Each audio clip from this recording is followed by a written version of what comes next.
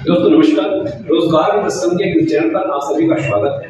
प्यारे दोस्तों, जैसा कि आप सभी जानते हैं कि आपकी सीटेट की परीक्षाएं दिसंबर जनवरी माह में प्रस्तावित हैं और निश्चित रूप से आपकी तैयारियां बेहतर रूप से चल रही होंगी, शानदार चल रही होंगी। दोस्तों, यह वीडियो उनके लिए महत्वपूर्ण है जो सीटेट को प्रथम प्रयास में ही पास करना चाहते हैं, सीटेट को प्रथम प्रयास में ही क्वालिफाई करना चाहते हैं। निश्चित रूप से आज का यह वीडियो उनके लिए रामबाण होने वाला है और उनके भविष्य को लेकर पूरी तरह से यह वीडियो समर्पित है। आज के बाद आपको यह सोचने की जरूरत नहीं पड़ेगी कि हम सीटेट कैसे पास करें, क्योंकि आज मैं आपको ऐसी चीजें बताने जा रहा हूँ, ऐसे ट्रिक्स बताने जा रहा हूँ जो आपके लिए रामबाण साबित होंगे। आप इसका प्रयोग अपने प्रैक्टिस के दौरान, जो आप प्रैक्टिस कर रहे हैं किताबों के माध्यम से, प्रैक्टिस सेट्स के माध्यम से, आप इनका प्रयोग करेंगे। निश्चित रूप से आपको इसका बेनिफिट समझ में आ जाएगा कि आज की वीडियो का इंपॉर्टेंस क्या है। दोस्तों, जैसा कि आप सभी जानते हैं कि सीटेट में हमने बार बार बताया है कि सीटेट में करीब 150 प्रश्न पूछे जाते हैं। 150 प्रश्न आपको मिलेंगे करने के लिए और 150 प्रश्नों में 75 प्रश्न यानी 75 प्रश्न जो आप होंगे वो टीचिंग एप्टीट्यूड से होंगे, टीचिंग पेडोलॉजिकल होंगे और 75 प्रश्न 75 प्रश्न आपके सब्जेक्टिव होंगे, जो आपके सब्जेक्ट से हैं वहां से होंगे।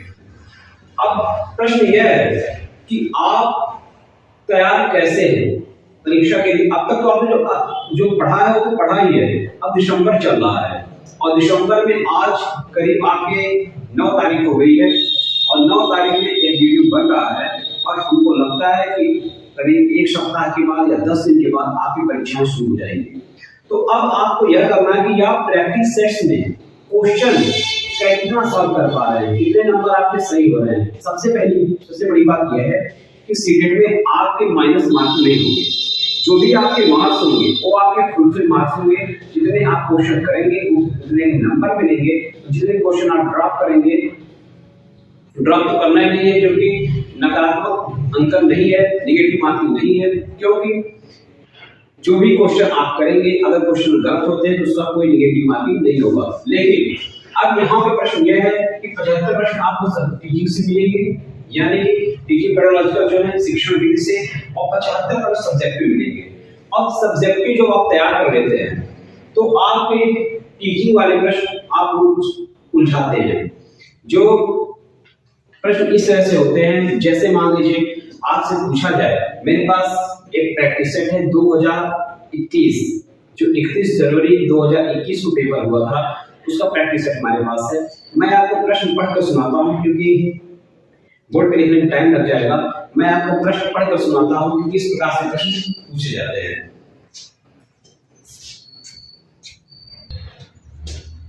दोस्तों, प्रश्न यह है कि सलमा पहली कक्षा में पढ़ती है और वह किताब को कदम लिखती है। सलमा का लिखने का यह तरीका, सलमा का लिखने का यह तरीका क्या दर्शाता है? आपके ऑप्शन है अज्ञानता, स्ववर्तनी, नियंत्रित लेखन, लापरवाही। प्रश्न को एक बार फिर से सुने। सलमा पहली कक्षा में पढ़ती है, वह किताब शब्द को कदम लिखती है। सलमा का लिखने का यह तरीका क्या दर्शाता है?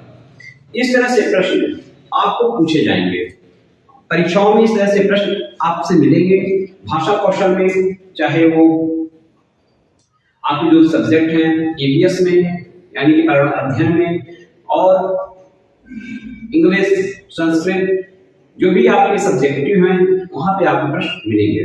अब इस तरह से प्रश्न मैथ्स में भी आपको ऐसे प्रश्न देखने को मिल सकते हैं कि सलमा अपनी कक्षा में पढ़ा रही है और वह पहली कक्षा में पढ़ती है और वह किताब शब्द को कदम लिखती है, यानी कि किताब शब्द को कदम लिख रही है। तो वहां पर उसका किस तरह का दोष है, किस तरह का दोष वो दिखा रही है। तो आपको यह समझना होगा कि अज्ञानता, स्ववर्तनी, यंत्र लेखन, लापरवाही में से कौन सा होगा। तो निश्चित रूप से यहाँ पे आप स्ववर्तनी शब्द का प्रयोग करेंगे। स्ववर्तनी विकल्प सही रहेगा। कैसे रहेगा, आपको इस पूरे सेशन में ठीक समझाने का हम प्रयास करेंगे।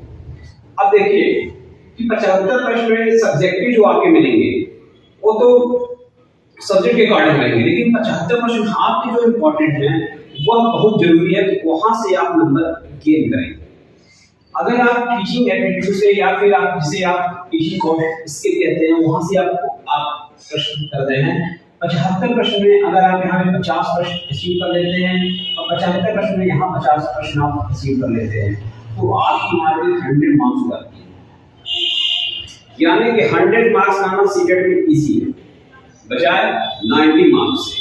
90 मार्क्स लाना टफ है लेकिन 100 मार्क्स लाना आसान है, क्योंकि जब आपकी प्रैक्टिस रहेगी तो आप 90 पे नहीं रुकेंगे, आप 100 क्रॉस करेंगे।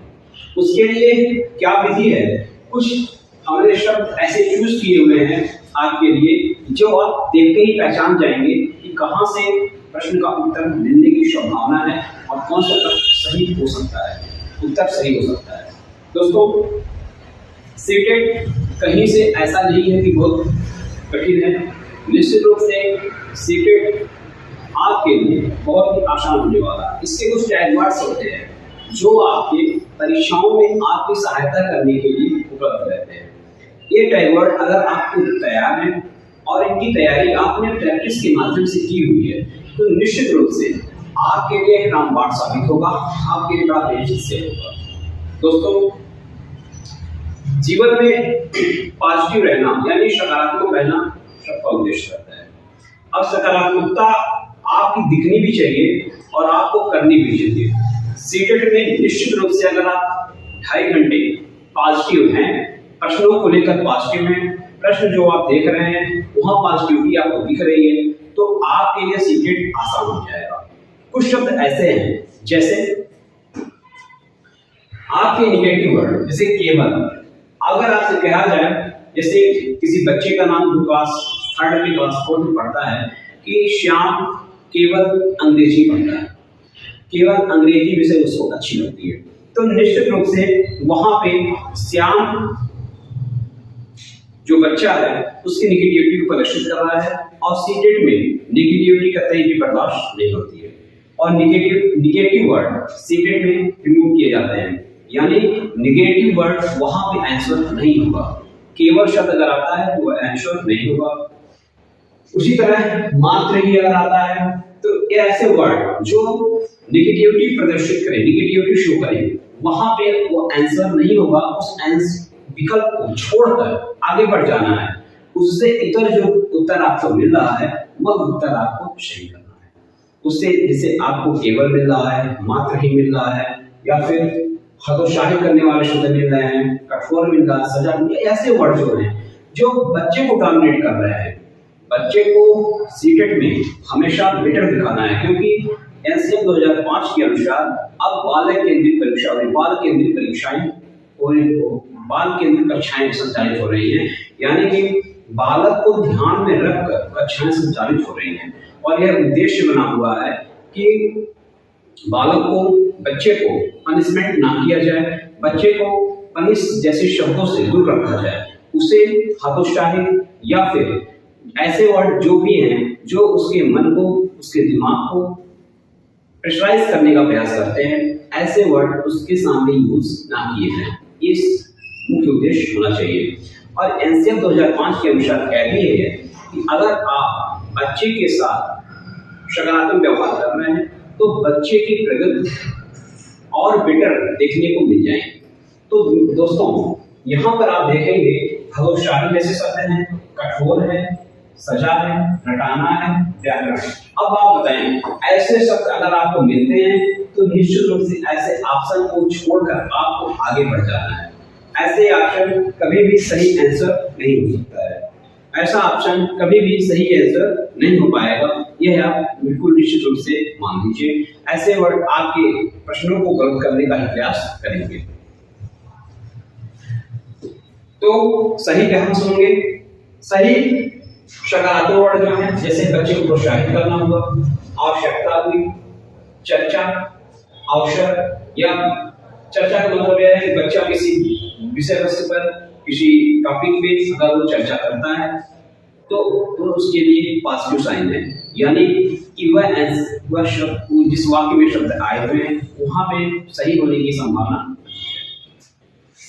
अवसर, बच्चे को सोचने का अवसर दिया जाए, करने का अवसर दिया जाए, प्रोत्साहित होने का अवसर दिया जाए और अपने दिमाग का इस्तेमाल करने का अवसर दिया जाए, वैज्ञानिक दृष्टिकोण से सोचने का अवसर दिया जाए, तो ऐसे आंसर सही होने के चांसेस ज्यादा होते हैं।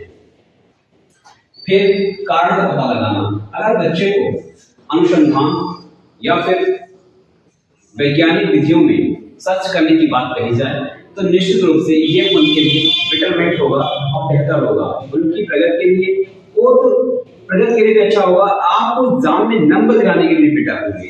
इसलिए कारण का पता लगाने से शब्द कराते हैं तो ऐसे आंसर सही होंगे। गतिविधि जैसे शब्द अगर आते हैं तो गतिविधि जैसे शब्द हमेशा से ही बच्चे के दृष्टिकोण को बेटर बनाने के लिए, बच्चे के विकास को, समझ को, अधिगम को बेहतर बनाने के लिए ऐसे शब्दों का प्रयोग किया जाता है और ऐसे शब्द जिस वाक्य में आते हैं उनके सही होने की संभावना बढ़ जाती है। दोस्तों, तो ये थे सकारात्मक पॉजिटिव वर्ड जो है और ये है निगेटिव वर्ड।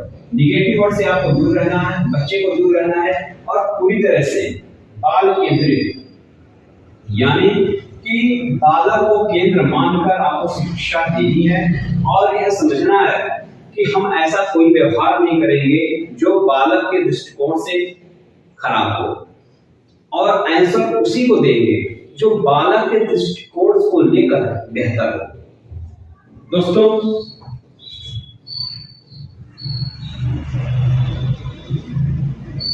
मैं आप एक चीज और स्पष्ट करना चाहता हूं कि सीटेट को पास करने के लिए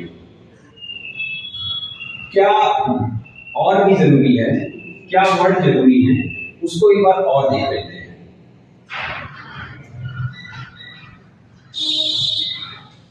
सीटेट की परीक्षाओं में जो 150 प्रश्न पूछे जाते हैं, इसमें सिर्फ 75 प्रश्न जो आपके सब्जेक्टिव होंगे वो आप करेंगे निश्चित रूप से, और जो 75 क्वेश्चन टीचिंग स्किल से रिलेटेड है, टीचिंग स्किल। दोस्तों, यहां से प्रश्न 75 प्रश्नों में से आप कम से कम 50 और अधिक से अधिक 70 जरूर सही कर पाएंगे। कैसे? सिर्फ और सिर्फ प्रैक्टिस के माध्यम से। अगर आप डेली 2 प्रैक्टिस सेट सॉल्व करते हैं, आप से लेकर अपनी परीक्षाएं, आपकी आने वाली परीक्षाओं तक अगर आप 2 प्रैक्टिस सेट सॉल्व कर लेते हैं, पिछले 10 वर्षों के प्रैक्टिस सेट अगर आप सॉल्व करके जाते हैं तो निश्चित रूप से आपको एग्जाम में कोई हिला नहीं पाएगा। ये मेरा वादा है, मेरा वचन है। अगर आप पिछले 10 वर्षों के 2011 से लेकर 2022 तक में जो भी पेपर हुए, ऑनलाइन पेपर लेकर कई 100 प्रैक्टिस सेट हुए हैं पिछले, अगर मान लिया जाए तो आप 100 नहीं, सिर्फ 10 प्रैक्टिस सेट अपने मन से सॉल्व कर लीजिए। अगर उन 10 प्रैक्टिस सेट में आप 100 मार्क्स यहाँ पे लेकर आ रहे हैं, प्रैक्टिस सेट में 100 मार्क्स लेकर आ रहे हैं, तो मैं निश्चित रूप से आपको वचन देता हूँ, आप एग्जाम में 110 प्लस कर आएंगे, क्योंकि एग्जाम में आपकी कंसंट्रेशन बढ़ जाती है और निश्चित रूप से आप बहुत ही बेहतर करके आएंगे। लेकिन हाँ, अभी आपको प्रैक्टिस सेट करनी है। आपके जो प्रश्न गलत हो रहे हैं, जो प्रश्न आपको गलत हो रहे हैं, उन पर आपको ध्यान देने की आवश्यकता होगी, उनको बराबर रिवाइज करने की आवश्यकता होगी, उनको बराबर देखने की आवश्यकता, कहां से गलती हो रही है और क्या गलत हो रहा है, क्योंकि प्रैक्टिस ही आपको सीटेट क्वालिफाई करा सकता है।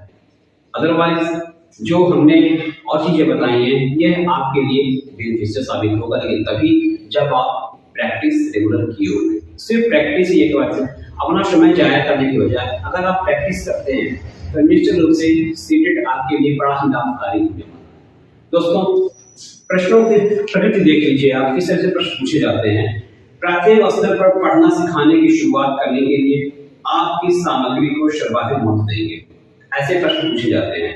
प्राथमिक स्तर पर पढ़ना सिखाने की शुरुआत करने के लिए आपकी सामग्री का बेहतर प्रयोग करेंगे, सर्वाधिक मत देंगे तो ऑप्शन है इससे अक्षर ज्ञान, वर्णमाला, शुद्ध उच्चारण, रोचक कहानी।